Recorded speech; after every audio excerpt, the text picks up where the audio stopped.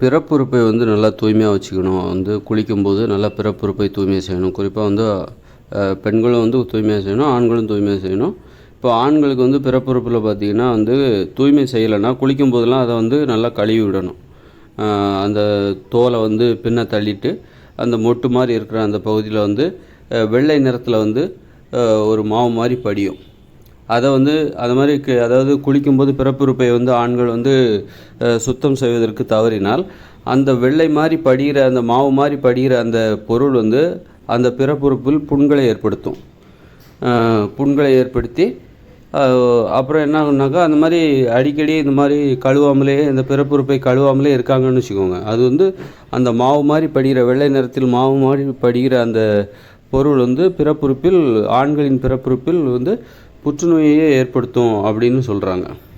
அதனால் பிறப்புறுப்பை தூய்மை தினம் 2 முறை குளிக்கணும்.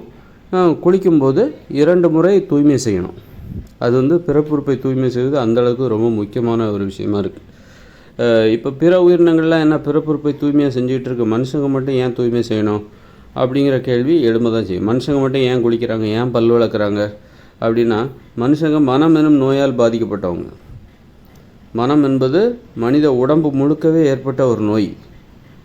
அதுதான் மனுஷங்களுக்கு உள்ள பிரச்சனைகளுக்கும் பிற உயிரினங்களுக்கு உள்ள பிரச்சனைகளுக்கும் காரணமாக இருக்குது. இந்த மாதவிடாய் வருவது, மாதம் மாதம் ஒரு 2 முறை மாதவிடாய் பெண்களுக்கு வருது.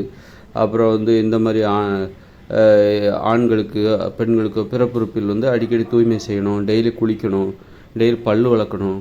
இதெல்லாம் எதுக்கு என்ன கட்டாயம் அப்படின்னா, நம்ம மனம் எனும் நோயால் பாதிக்கப்பட்டனால தான் நமக்கு இந்த மாதிரி ஒரு நோய் எதிர்ப்பாற்றல் இதெல்லாம் குறைஞ்சிருச்சு. இயற்கையை எதிர்கொள்கிற திறன் குறைஞ்சி போச்சு. அதனால தான் நம்ம நம்முடைய பழக்க வழக்கம் ரொம்ப பாதுகாப்பு. நம்மளால் குளிர் தாங்க முடியல. பிற உயிரினங்கள் திறந்த வெளியில் படுத்து தூங்குது நைட்டெல்லாம். எவ்வளோ மழை பெஞ்சாலும் சரி அது குளிரை தாங்கிக்குது. மழை பெஞ்சால் பறவைகள் மரத்தில் உட்காந்து அந்த மழையில் நனைஞ்சிக்கிட்டு தன்னைத்தானே பாதுகாத்துக்குது.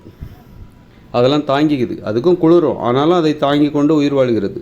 ஆனால் மனுஷங்களெல்லாம் அப்படி வாழ முடியாது, இறந்து போயிடுவாங்க. அதனால தான் நமக்கு ஒரு வீடு தேவைப்படுது அல்லது குடிசை தேவைப்படுகிறது. அதனால் இதெல்லாம் மனம் எனும் நோயால் மனுஷங்களுக்கு மனம் எனும் நோய் ஏற்பட்டதுனால இந்த மாதிரியான நிறைய பிற உயிரினங்களுக்கு இல்லாத பிரச்சனைகள்லாம் மனுஷங்க சந்திக்கிறாங்க. அதில் இந்த பிறப்புறுப்பை தினமும் குளிக்கணும், உடம்பே தூய்மைப்படுத்தணும். நம்ம டெய்லி குளிக்கலைனாலே நமக்கு உடம்பு முழுக்க புண்ணு வர்றதுக்கு வாய்ப்பு இருக்குது. அந்த அழுக்கெல்லாம் சேர்ந்து அதில் புண்ணு வர்றதுக்கு மனுஷங்களுக்கு வாய்ப்பு இருக்குது. அப்படி இருக்கும்போது அதனால தான் டெய்லி குளிக்கிறோம். டெய்லி குளிக்கலன்னா உடம்புலே புண்ணு வரும். அப்போ டெய்லி குளிக்கிறதுங்கிறது பிறப்புறுப்பையும் சேர்த்து தான். பிறப்புறுப்பையும் தூய்மை செய்யணும். டெய்லி குளிக்கலைனாக்கா பிறப்புறுப்பை தூய்மை செய்யலாம், பிறப்புறுப்பில் புண்ணு வரும். டெய்லி குளிக்கலைன்னா உடம்புல புண்ணு வரும். அந்த அளவுக்கு குளிக்கலைன்னா என்ன ஆகும் அப்படிங்கிறதுக்கு இது ஒரு உதாரணம். அதுமாதிரி பல் விளக்கலைன்னா வாயில் வாய் ஆரோக்கியம் கெட்டு போயிடும்.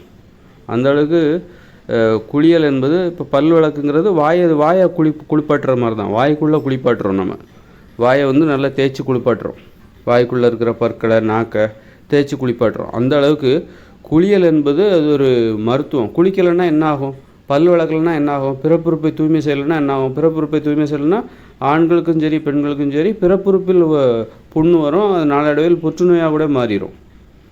அது மாதிரி குளிக்கலைன்னா ஆண்களாக இருந்தாலும் பெண்களாக இருந்தாலும் உடம்புல புண்ணு வந்துடும். பல் விளக்கலைன்னா வாய் ஃபுல்லாக புண்ணாயிடும். அந்த அளவுக்கு குளியல் என்பது ஒரு மிகப்பெரிய ஆபத்துலேருந்து நாம் தினமும் பாதுகாத்து கொள்கிற ஒரு நடைமுறையாக இருக்கிறது. நமக்கு வரப்போகிற குளிக்கலைன்னா என்ன பெரிய ஆபத்து நமக்கு வரும், அழிவு தான் சேரும், மரணமே சேரும். அந்தளவுக்கு ஆபத்தான ஒரு அதுலேருந்து பாதுகாத்து கொள்வதற்காக தான் நம்ம இந்த குளியல், பல் விளக்குறது, இந்த பிறப்புறுப்பை தூய்மை செய்வது, தினம் 2 முறை பிறப்புறுப்பை தூய்மை செய்கிறது, இதெல்லாம் நம்ம கடைபிடிக்க வேண்டிய கட்டாயத்தில் இருக்கிறார்கள் மனுஷங்கள். ஏன்னா மனுஷங்க அடிப்படையில் மனம் எனும் நோயால் பாதிக்கப்பட்டவங்க. ஆனால் தான் அவங்களுடைய வாழ்க்கை முறை அவங்க ரொம்ப அபாய கட்டத்தில் இருக்காங்க. அவங்க அவங்களுடைய வாழ்க்கை முறையை பார்த்திங்கன்னா பிற உயிரினங்கள் போல் இல்லை. மனுஷங்கள்லாம் பரிதாபத்திற்குரியவர்கள். அதனால தான் அவருடைய வாழ்க்கை முறை அந்த வாழ்க்கை முறை வித்தியாசமாக இருக்குது. நோயால் பாதிக்கப்பட்டவங்க, மனசு நோயால் பாதிக்கப்பட்டனால ஒரு நோயாளிகள் எப்படிப்பட்டவங்க, பரிதாபத்திற்குரியவங்கிறனால மனுஷங்களும் பரிதாபத்துக்குரியவங்க. நோயாளிகளுக்கு கோபமும் அதிகமாக இருக்கும், பயமும் அதிகமாக இருக்கும், மரணத்தை பற்றிய பயம். அதனால் அதே நேரத்தில் பிறப்புறுப்பை தூய்மை செய்யும்போது ரொம்பவும் பிறப்புறுப்பை போட்டு தேய்க்கக்கூடாது. தேய்ச்சிங்கன்னா அது வந்து சுய இன்பமாக மாறிவிடும். சுய இன்பத்தின் போது ஒரு காம உணர்ச்சி வருதுல்ல, அது மாதிரி வந்துடும். அப்படி வந்துச்சுன்னா மனசு கெட்டு போயிடும்.